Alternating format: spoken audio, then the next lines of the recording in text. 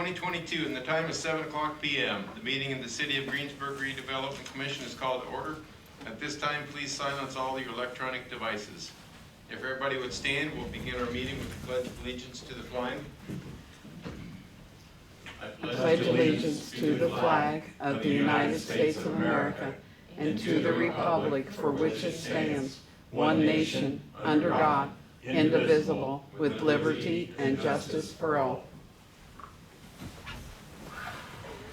To comply with Title VI of the Civil Rights Act of 1964, the city requests that participants in this meeting complete a voluntary anonymous survey that is available on the table in the back of the room. Roll call. Judy, would you conduct roll call, please? Ken Dornich. Present. Jamie Humbert. Present. Daryl Poling. Here. Darren Burkhart. Here. David Weigel. Present. Mark Bauer. Thank you. Next item on the agenda is to approve our minutes. We have 3 different sets. First is our regular meeting from March 3rd, 2022. Hopefully we've had a chance to review those minutes. Are there any corrections to the minutes?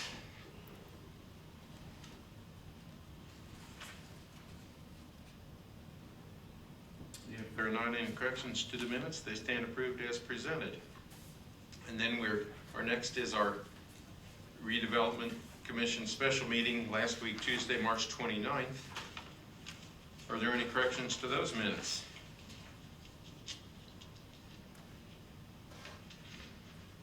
Hearing none, seeing none. If there are not any corrections to the minutes, they stand approved as presented.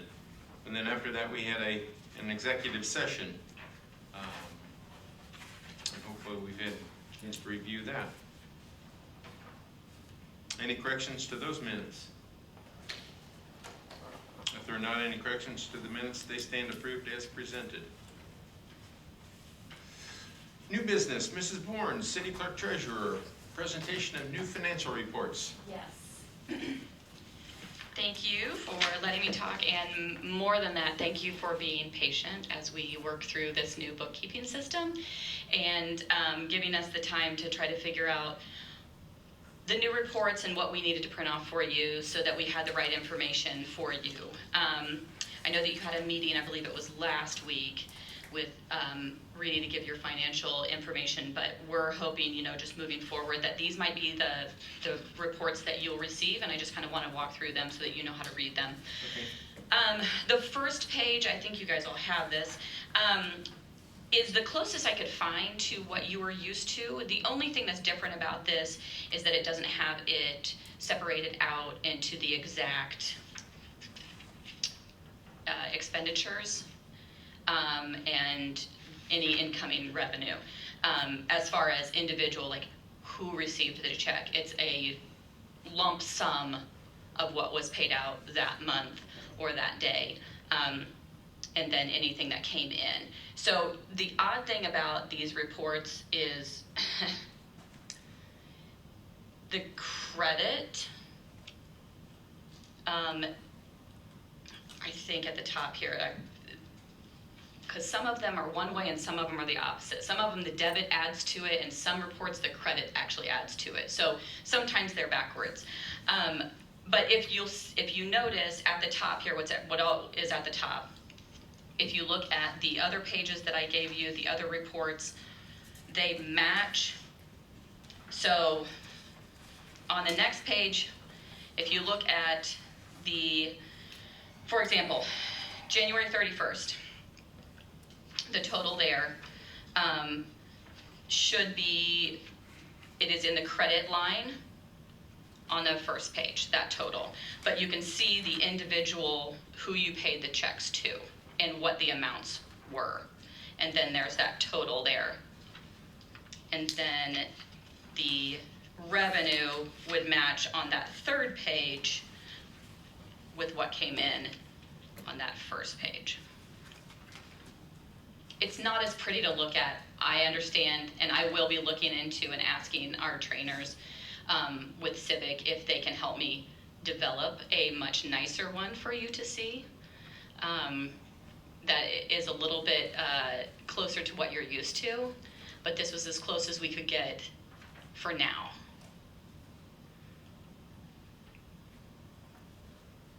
So in that top section, First page, on the first page, you have a balance of what, 1,757,000? that is what you started the year with. Okay, The highlighted yellow, 2,033,232, that is your current. at the end of, At the end of March, I'm sorry, yes. okay, so where's that go on the other 2 pages? So that is just your total for your fund. That is the fund, okay, that's, looks like I see there's 5 accounts listed, Mm-hmm, so are all those TIF accounts? yes. But some of them are in, so there's a revenue account, there's an expense account that go into the fund. So for example, that next line down here on the first page, the 4445102, that is, you'll see that that is a revenue that you received in, and that is up there, it says on 113 Yeah, That's it. that it came in. yeah. But that should under debited that column. Again, going But back to it's what you said yeah, before. it's a revenue, yeah. And you may want to review the change in account and fund numbers. We did have to change fund numbers, so everyone in the state, the SBOA is making them go to 4-digit fund numbers. So I'll be really honest, I did not have these memorized like everybody else does. I know the newer ones better than I know the old ones, but I know that whatever your number was, it is now 4445 as a fund number. 802. It was what, 802? 802. It was 802. And they're just trying to get, I think, a lot of municipalities more lined up, similar numbers for similar fund types. TIF fund will have a 4445. Yes. At least, those are the ones that I was told to report. These are the ones that had the most activity. There's not another one, is there? There is another one. Yeah. But That's it has- 300,000. Oh, the bank account, okay.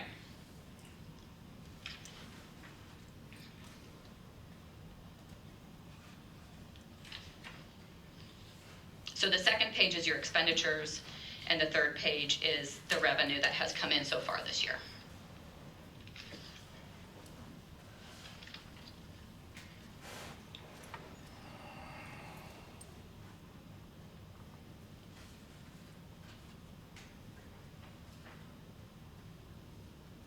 So the revenue came in, those, you get money from the state, I assume that's for the Veterans Way?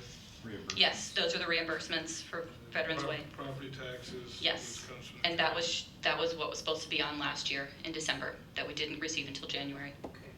What is the replacement revenue, the 5,000? That was part of your property taxes. That was a portion of it. That had not been received prior?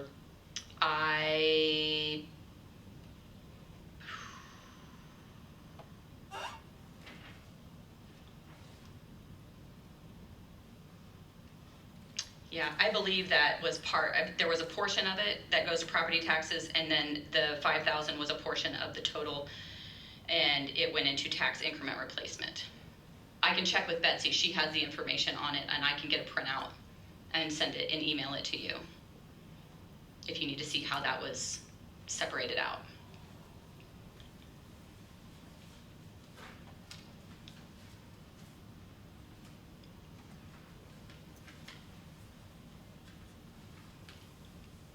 This is not meant as a criticism, believe me, it's not. It's just that we're not used to this. Oh, absolutely, and that's why. Take us a while to try to understand what we're looking at. Yes, I am right there in that boat with you. I can't tell you how long I spent, well, Ron and I both, looking over this, and I would run another report and I'd say, does this look closer? And then we would run several different reports for several different accounts, and I was matching numbers.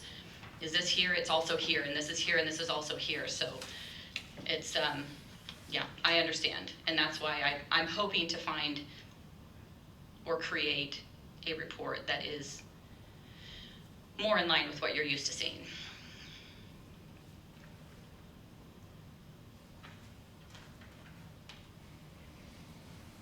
What's the second page again? The second page are your expenditures. So these are checks we have written and that have been cleared so far this year. Okay, looking at the, I guess it's the TIF, streets and roads, on the second page, you have a balance as of the beginning of the year of 1,052,000. But then when you look at the first page, That's not your fund. That is only in that general ledger account. Appropriation. Your appropriation account, yes, I will, sorry, yeah, I will use this new system has a different verbiage, so yes, your appropriation, that is what was in the appropriation. That is your budgeted amount, so that's why that's that first part.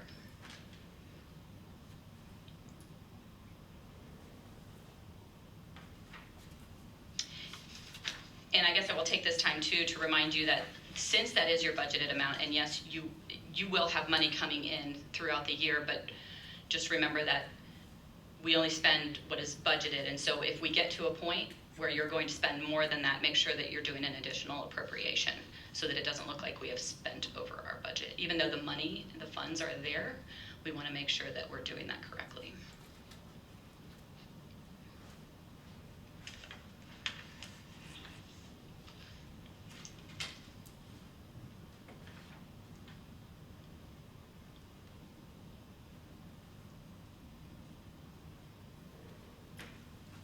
so how many accounts do we have? I guess it depends on what you mean by account, because you have expenditure accounts and you have revenue accounts. I assume they match up, right? Yeah. Yeah, So how many of each one do you have, I guess? I don't know off the top of my head, but I can get you that number. How are those set up, or what's the basis of setting those up in those multiple accounts? This is how it's always been. This has just been the transition. You're probably seeing more than you've ever seen before, honestly.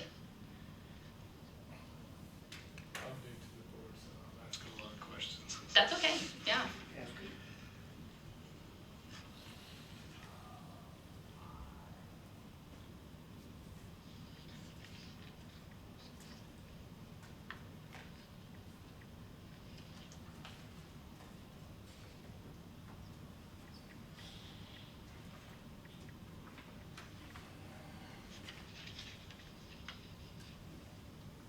Any other questions? I guess we'll learn each month a little bit.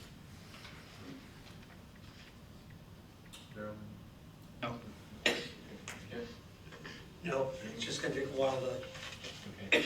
I just, Don't hesitate to email if you have any additional questions after this. I'm happy to send you what I know. Probably a big change for you too, so. Yeah. This whole position is a big change, yes. But yeah, the bookkeeping system has been a challenge, but we are getting in a much better place. So I feel a lot more confident standing up here and answering questions at this point. So So, bottom line, how much money do we have? Is it that? you have that highlighted 2 million Okay. and change. You have budgeted to spend the 1 million and change. That's what I thought. Okay. Well, if that was all I needed to answer, I could have done that. Really well. Thank you. Thank you. Mr. May, City Engineer, discussion of offering remaining property for sale. Good evening. Good evening. A while back, I think a while back was a month ago, you all offered for a public bid 3 parcels that you owned up along Veterans Way. None of those successfully received bids, but that step of the process is over with now. You still own 2 remaining parcels up there. I'm going to put words in Chris's mouth and then he's going to correct me. The way the process works in statute is you offer the parcel, and if there are no bids received, then if someone comes along, you may negotiate with that someone for a fair value for selling that parcel. So you've got 3 of them in a position where if somebody expresses interest, you can sit down and in good faith attempt to negotiate a sale. The remaining 2 parcels were appraised at the same time the first 3 were. So there are 2 reasonably current appraisals out there. So I offer to you the idea of offering their last 2 parcels for sale. Thus, that step of the process would be behind you. And if someone should come along expressing an interest, you can sit down with them and negotiate on those 2 remaining. The appraisals are current. One of the 2 is a little older than the other one, and so now might be a good time to go ahead and make that bid, that offer of a public bid, and get that part of the process out of the way. If we wait too much longer, we have to reappraise. I do think that if you wait, and there's no, I've been unable to find any set period identified in statute, so it's, it's kind of hit or miss, but I do think the longer you wait, the more stale your appraisals get, the more likely you are to be in a situation where you'll need to do a new appraisal. And Ron didn't actually put a whole lot of words in my mouth. I do agree with that assessment that based upon my reading of the statute, there is no tail end. You don't have to re-offer it again. You just have to have gone through the process the first time to get you to the point to be able to then negotiate basically with anyone for any, for whatever purpose. So it does not appear to have, again, based on my reading of the statute, it does not appear to have any kind of bookends or anything like that, other than you do have to have, relatively current appraisals. Like, I don't think you can do it with stale appraisals. Were those done in November or December? Towards the end of last year? The appraisals were done? One of them was done in September, the other was done in January. Okay. In making an offer for a public bid, you do have to specify a minimum asking price that must exceed the average of the appraisals. You may ask for any reasonable amount above the appraised amount as a minimum bid. And I think you all were provided the appraisals, but I'm not 100% sure of that.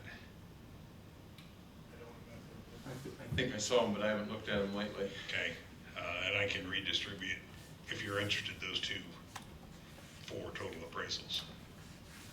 So you can. Do we need to take any action? Could we forward that with the intent, maybe next meeting? Do we have to set a price at the meeting and then? We need to set a price tonight. I don't think you need to set a price tonight. I mean, if you wanted to offer them for bid right now, then certainly you need to set a price tonight.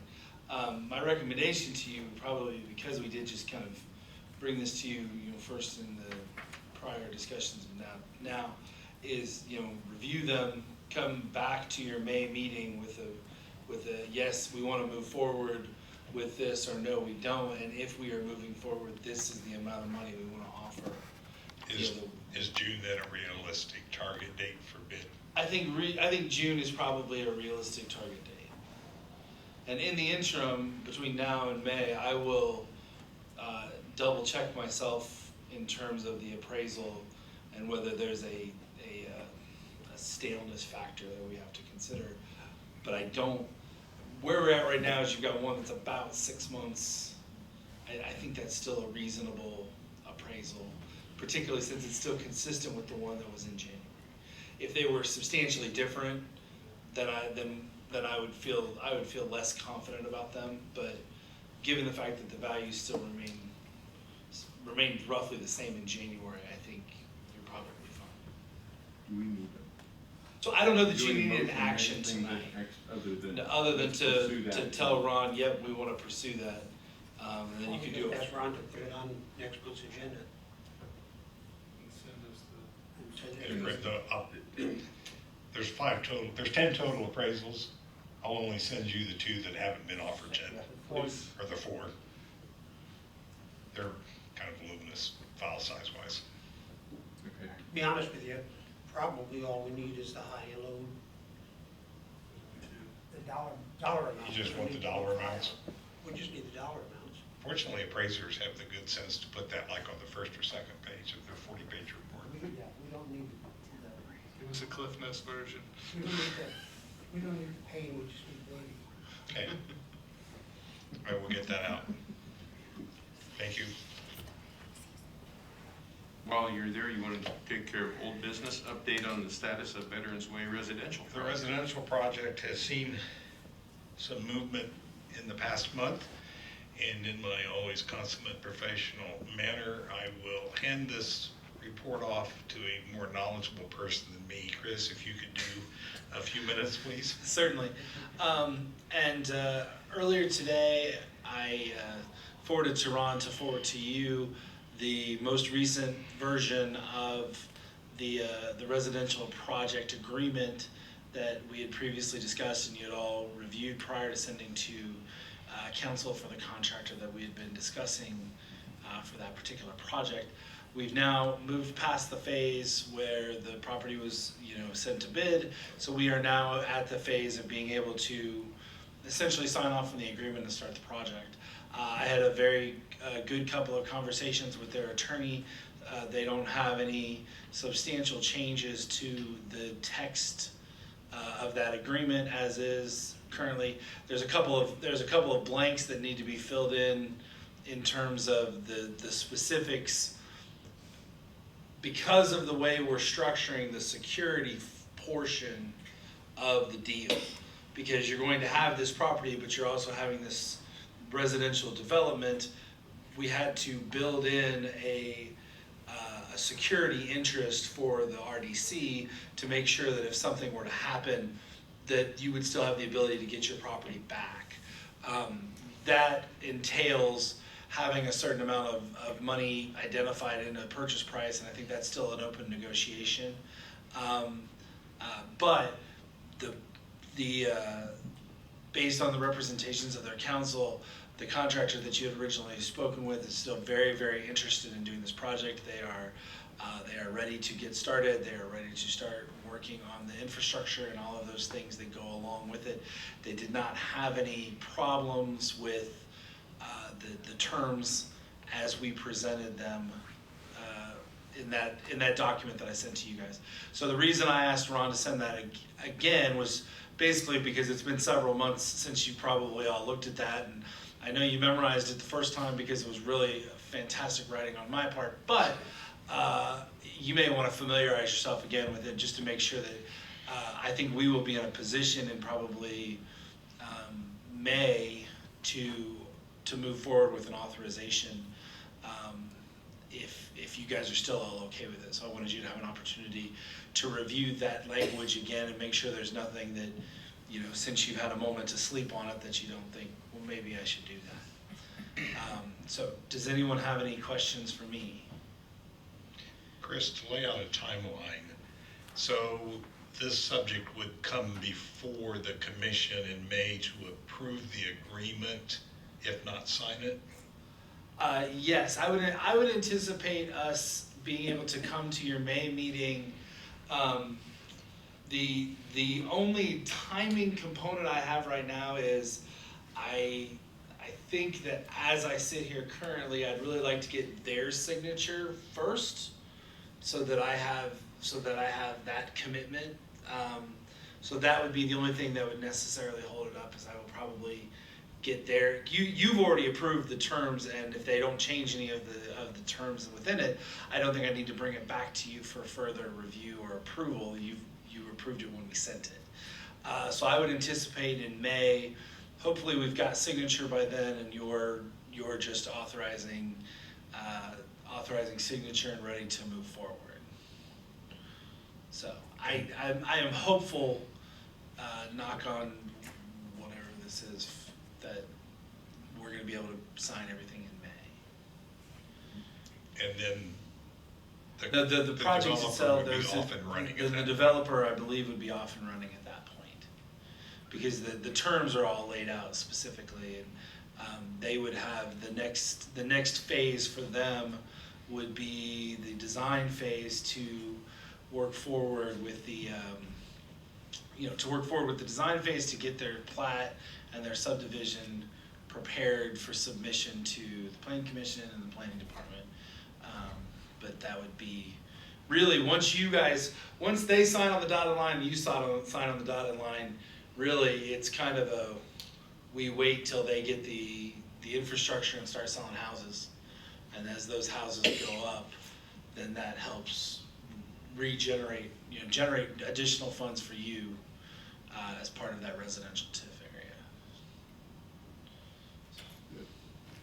Sounds encouraging.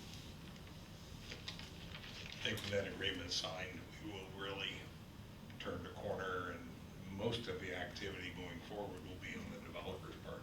I believe that's true, and or other parts of the city, infrastructure, as far as, the plan commission or the BZA or any of those bodies. There will be certain things that will require some approval, but yes, I don't.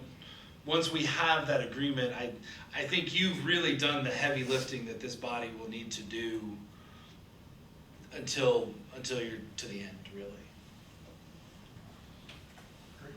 Other questions? Thank you. Thank you. Next item on the agenda is approval of claims. We have not many claims this month, which is good. We have a claim from Reedy Financial Group of $2,083.78, and a claim from Stephen Legal Group for March of 2022 of $482.71, and that all adds up to $2,566.49.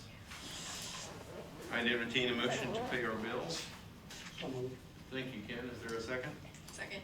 Thank you, Jamie. Those in favor of the motion signify by saying aye. Aye. Those opposed? Motion carries unanimously. That takes us to the end of our agenda items. Our next meeting will be in 4 weeks on Thursday, May 5th, 2022 at 7 o'clock p.m. right here. Any questions from board members? If not, we're adjourned. Thank you all.